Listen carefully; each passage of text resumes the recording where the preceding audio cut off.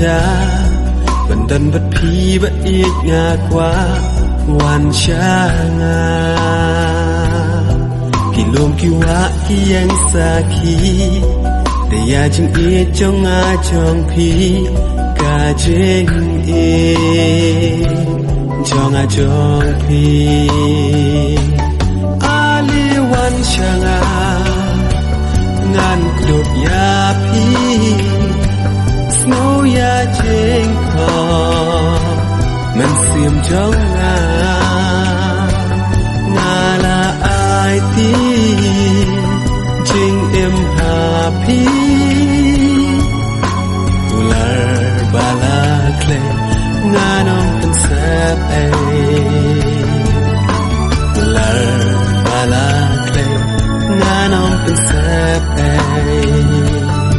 mình xiêm cái trên ban tan bát phi để ta mà phi tăng mà phi đã sâu thôi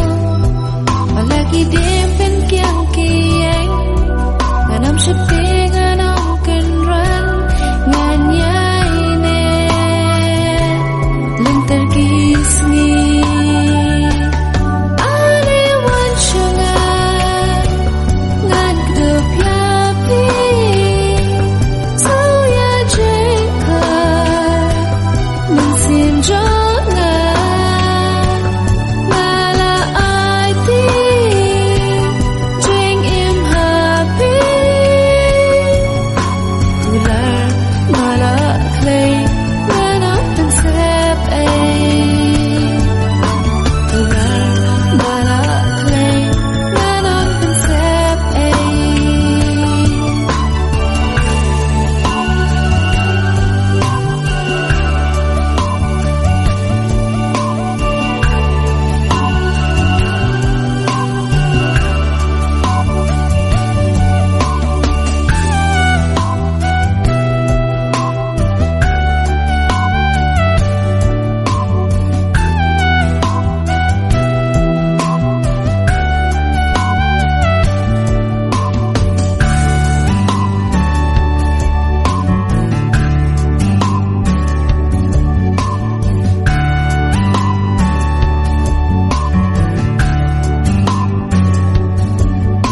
ban chân haka birthday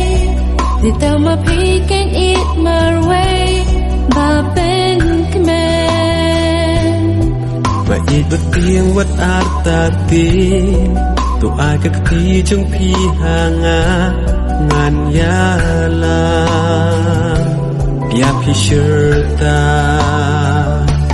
Ali Wan Shanga